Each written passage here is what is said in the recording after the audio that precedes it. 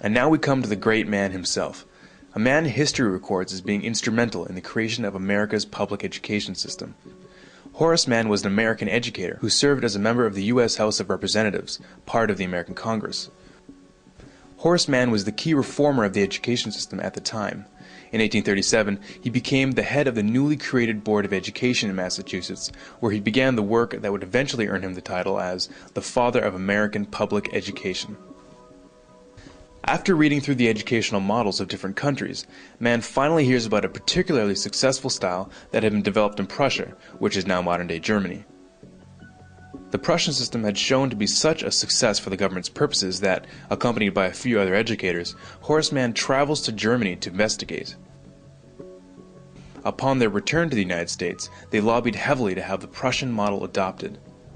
All in favor, say aye. Interest in Prussia had also been growing in the northern half of the continent.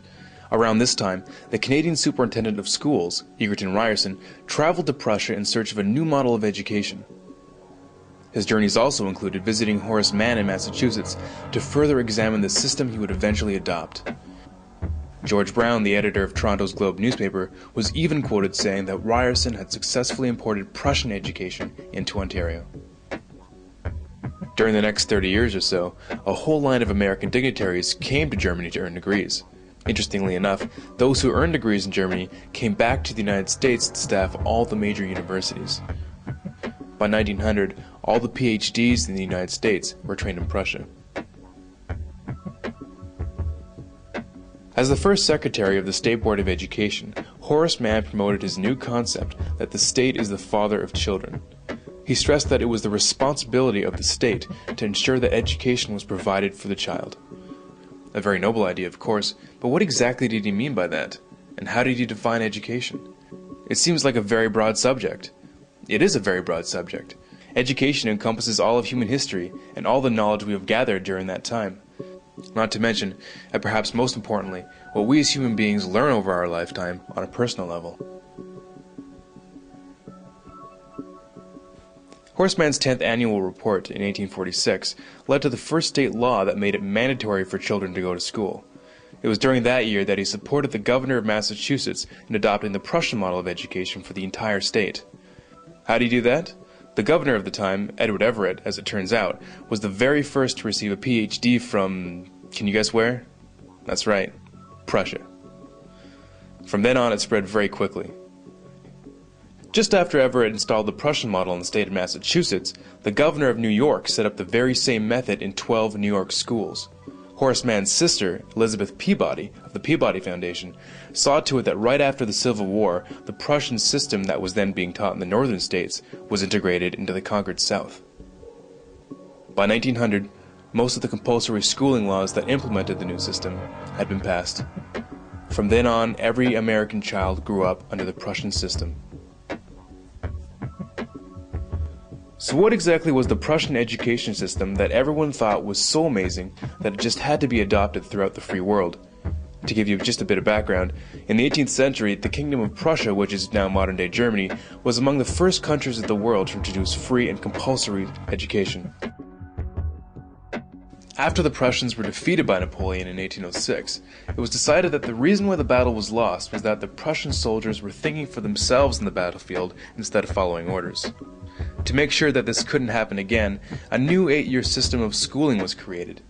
This new system provided not only the skills needed for the early industrialized world, such as reading, writing, and arithmetic, but also a strict education that taught duty, discipline, respect for authority, and the ability to follow orders.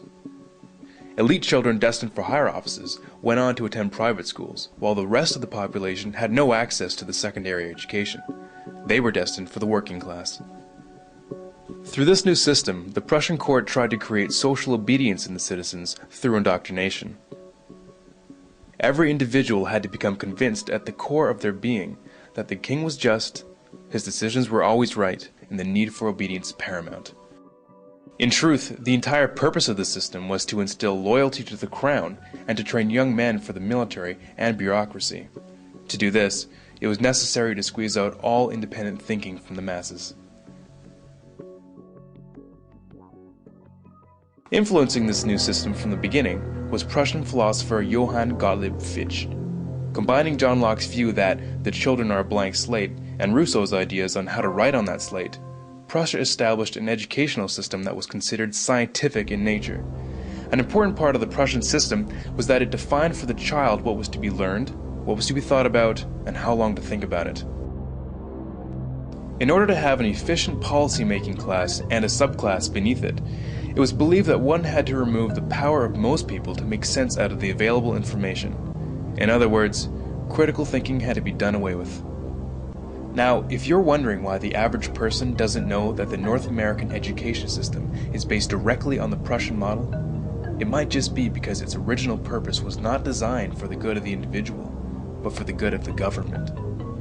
The philosophy of Johann Fichte directly influenced the creation of the Prussian model of schooling, as he is quoted saying, "The schools must fashion the person, and fashion him in such a way that he simply cannot will otherwise than what you wish him to will."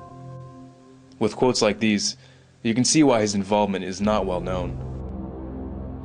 Education should aim at destroying free will, so that after pupils are thus schooled, they will be incapable throughout the rest of their lives of thinking or acting otherwise than as their schoolmasters would have wished.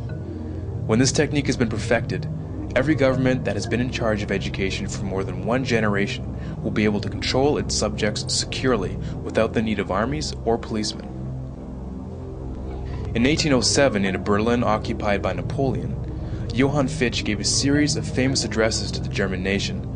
Fichte spoke of the superiority of German people above all others. The content of these speeches was a catalyst for the Prussian education system and German nationalism. In other earlier works, he calls Jews a state within a state that would, quote, undermine the German nation. He openly expressed a desire to expel Jews from Germany. Fichte had a deep influence on the rise of the Third Reich, and continues to be deemed, quote, the spiritual father of modern neo-Nazism. Which begs the question, why would the father of American education make it a law that every child spend their youth in a system created by the father of neo-Nazism?